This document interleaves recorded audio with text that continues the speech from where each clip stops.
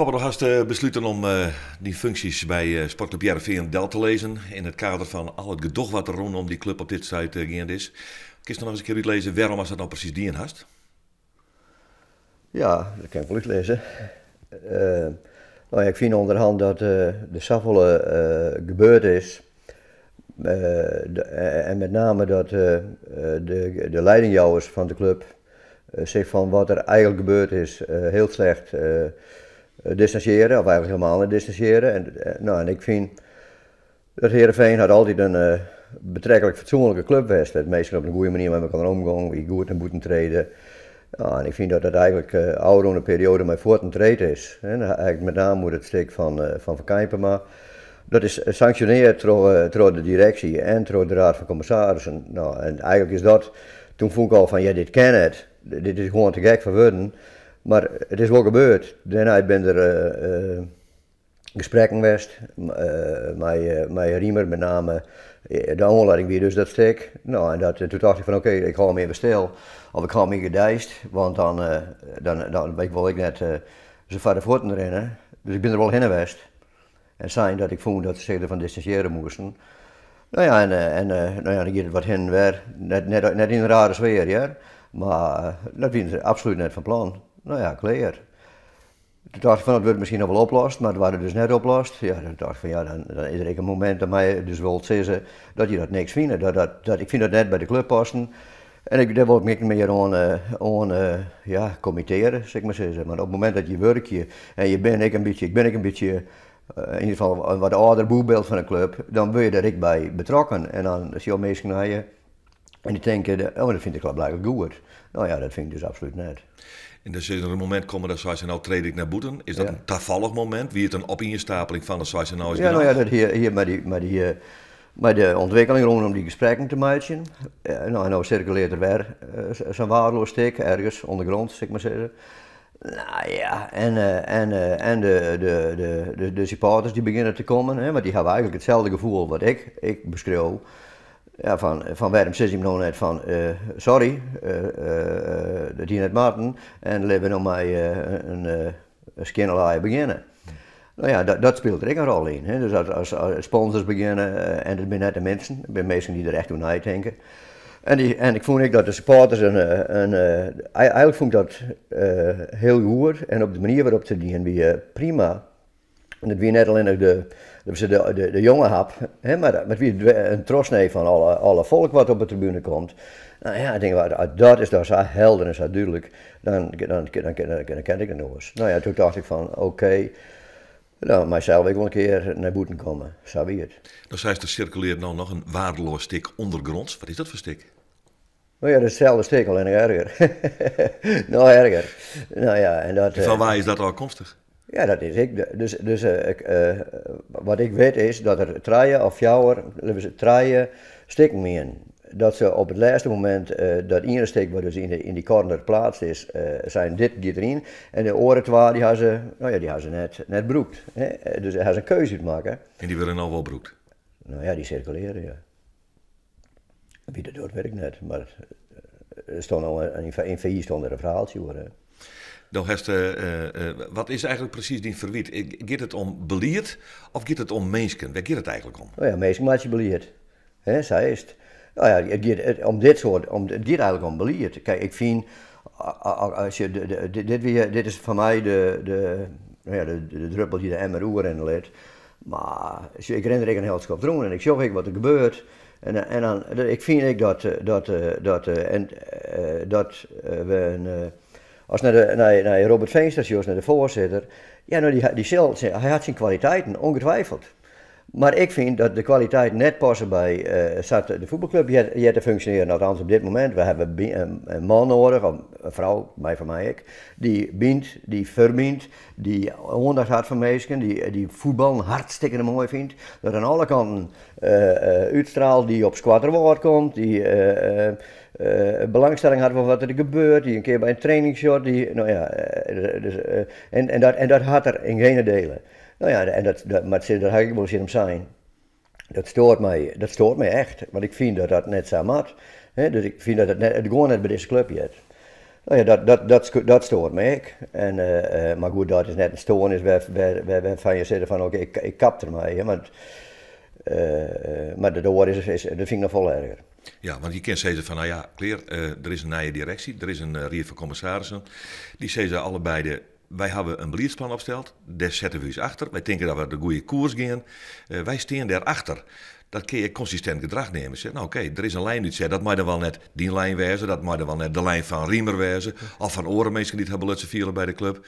Maar je kan zeggen, het is consistent beleid.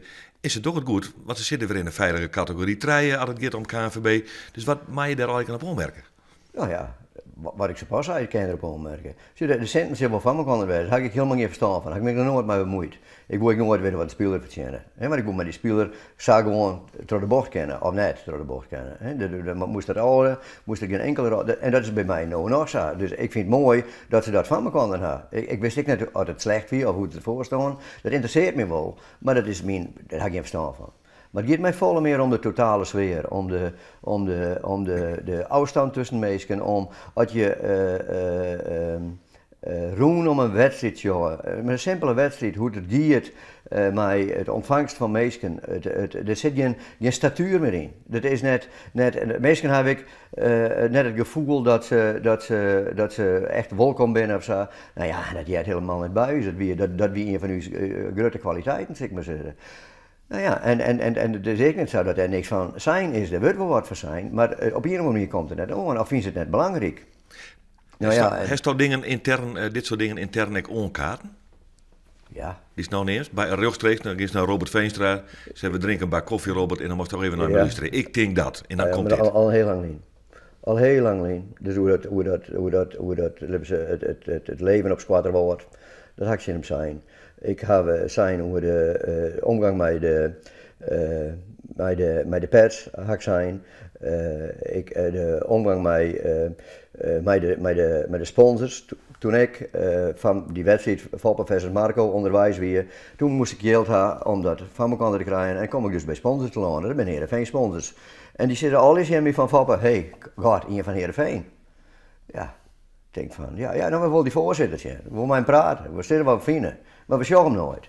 Nou ja, en dat had ik dus ik zijn. Hè. Ik heb met een van de commissarissen praat, had ik een briefje maken en zei van, nou dit en dit en dit en dit en dit vind ik. Teun van der Meulen. Ja, en dat hoe je hem net, je hoeft net bij mij eerst werd. Toen zei hij, vind je het goed dat ik dat in de raad van commissarissen meneer, dat vind ik prima. Ik heb het echt in Chris Mulder zijn, precies hetzelfde. Maar goed, dat briefje, en ik weet niet wat er mee gebeurd is. Ik zei, ik wil taal lichten, met alle plezier. En op een fatsoenlijke manier, hè? Net vervelend wat en ik, nou ja, maar dat is nooit gebeurd. Dat is hun pakje aan, dat snap ik wel. Dus dat is dan ik prima, maar dan komt er een keer een moment, van ja, als nou alles optelt met me kwam, dan daar doe ik net meer aan mij. Vies dat de directie, en dan gaat het met name om Robert Veenstra en Sien Kielzog, of misschien wel de vooruit, de rier van commissarissen, eigenlijk net competent genoeg is? Ja.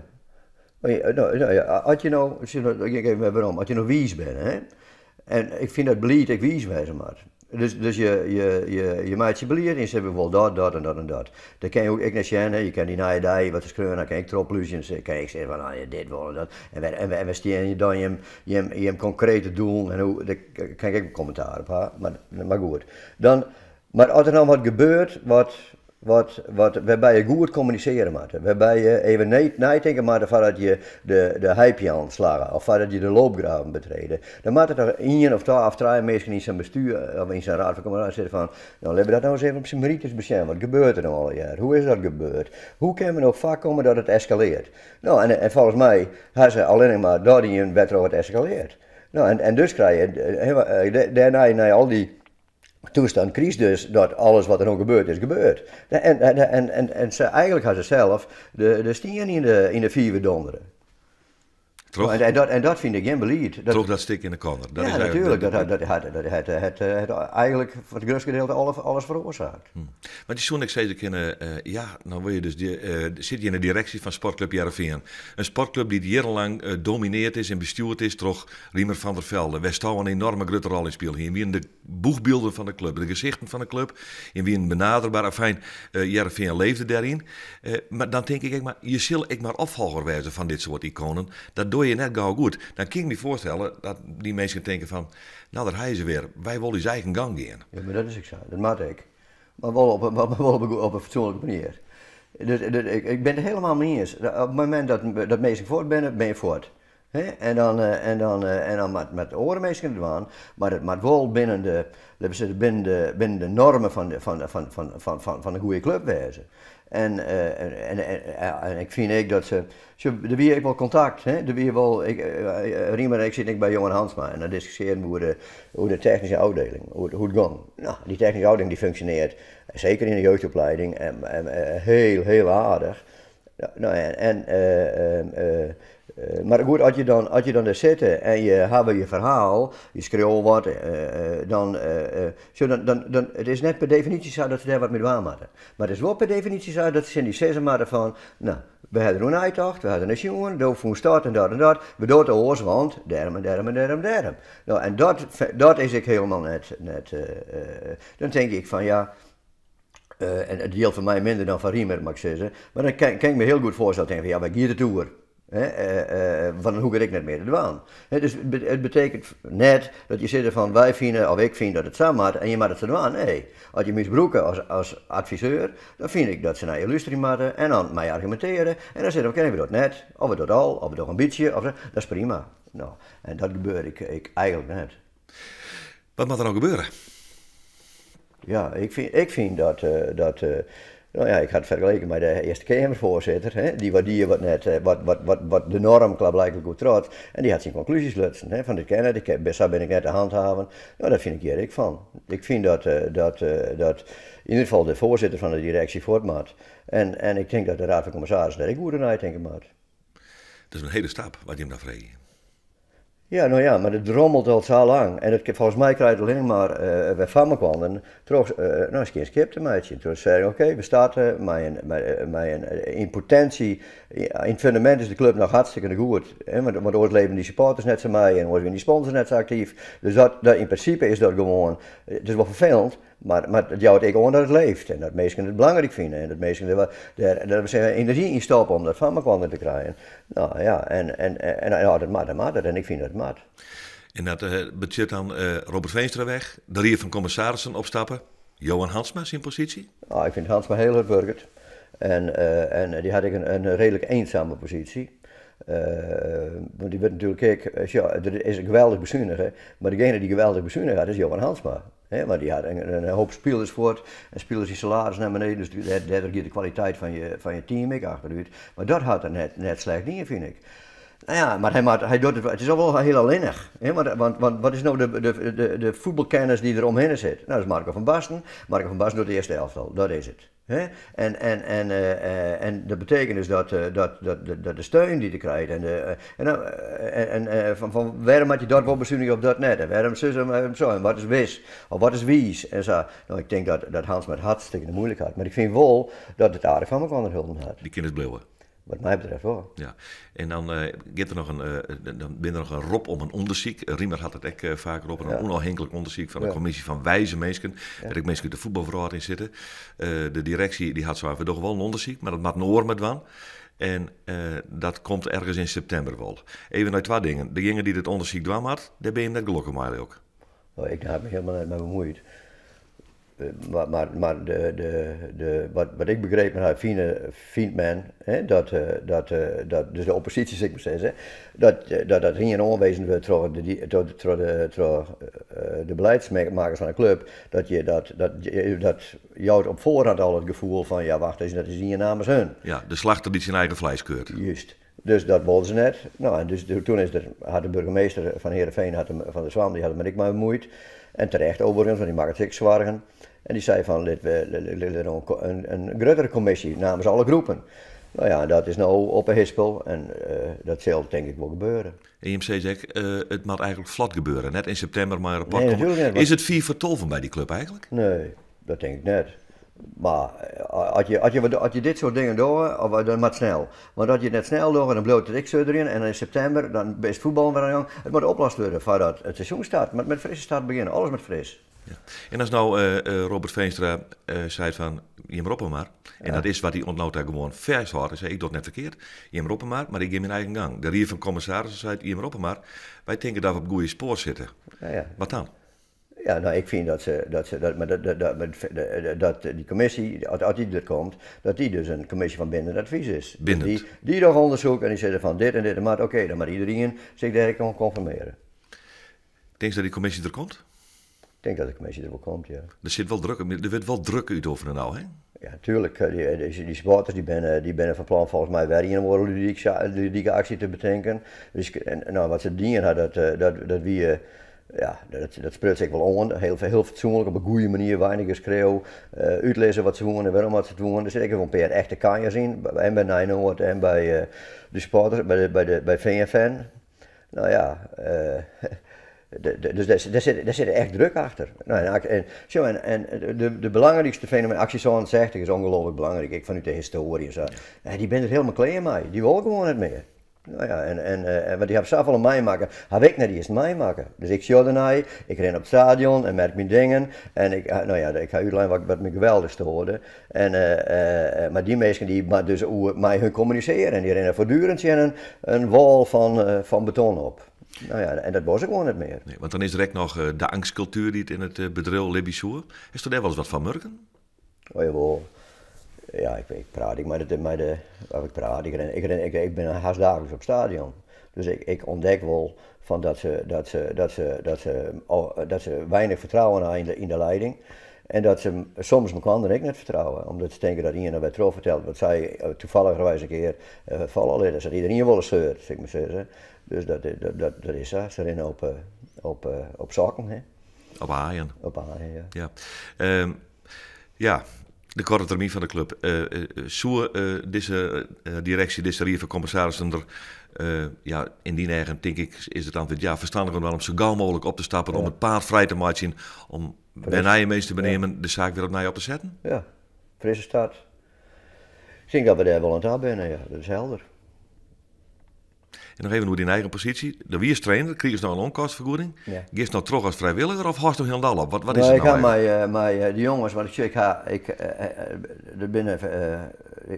wat ik die vond ik echt mooi. Het past ik prima bij me, want ik wil graag met de kennis die ik heb, wil ik trooien aan. Zeg van oké, als ik nou ermee stop of gaan of zo, dan heb ik niks meer aan. Dus hebben nou maar mijn verhaal mijn meidje. Dus hoe zou ik naar voetbal? Wat kan je daarvan leren? Hoe zou ik naar trainen? Wat kan je daarvan leren? Hoe bouw je trainingen op? Hoe ga je met grote talenten om? Daar heb ik al wat ervaring in. En dat probeer ik ze te leren. En dat gaat fantastisch. Hè? Maar goed, dus toen ga ik ze bellen. Ik zei, ik stop ermee. Dat is jammer trainer. Dan nemen we altijd een trainer. Ik zeg, maar ik stop net. Als je hem, op het moment dat je hem zegt van, we hadden die nodig. Of, zoals met die jongen even wat willen met die. Dan kom ik gewoon. Ik bedoel, dat kan ze me net verbieden, denk ik. Maar ik wil er net meer formeel bij betrokken zijn. Zit er toch net een tikkie inconsequentie in? Ja, natuurlijk is het inconsequent. Dat snap ik wel, dat het inconsequent is. Je zo niks zitten van oké, ik verbrand alles achter mijn kleur en ik kom er net weer. Nou, ik ga niet in voetbal, ik ben ook supporter. Ja, nee, maar ik bedoel, een functie in een club op deze nog haast een beetje sneaky manier, zoek steeds, is wat oorzaak de wedstrijd beschermen. Je kan ik zeggen van, ik jou een signaal, de juist een heel helder signaal hoor. Dan ben ik helder in de uitspraken. Dan zoen je zeggen, de logische consequentie daarvan is dat, zolang de situatie is wat die nou is, doe ik echt niks voor die club, punt. Ja, nou ja. Dat zal de eerste maand of 2 maanden ik wil zo wezen. Dat heb ik zijn de jongens zijn. Jeff Bellen, Jeffrey Telan, Johnny Jans en Wilco, Hellinga. Ze van Sa. Nou ja. Maar ik heb ook een paar afspraken met jongens die ik extra begeleiden. Dat mag ik nog niet zeggen, want die winnen er. Dus dan ging ik men even in en dan zeg ik, nou, dat stoppen we voorlopig. Dat mag je maar met die jongens doen. En dat is ook wel goed geëerd. Nou ja, en als dan helemaal niks wordt, oké, dan stap ik terecht mee. En als het wel wat wordt, dan zeg ik oké, ik kom ze nog aan langs als een soort vrijwilliger. En als er een nieuwe directie komt en een nieuwe rier van commissarissen, dan... Dat weet ik net. Je moet een keer. Ik denk dat wat ik verregen ga, is van oké, ik ben beschikbaar, ik help je hem zo nou en dan. Ik kom eens even naar een wedstrijdje en daar discussiëren we even over. Maar ik wil net meer, dat heeft met dit wat te maken, meidje, maar dat ik wil misschien wel, ik wil net meer dat ik het gevoel heb dat ik verplicht ben om het te doen. Ondanks hoe de situatie is, Nee. daar was ik gewoon voor jezelf van. Ja, Wist ik zontig, hè? zo is dat. Haast, hè.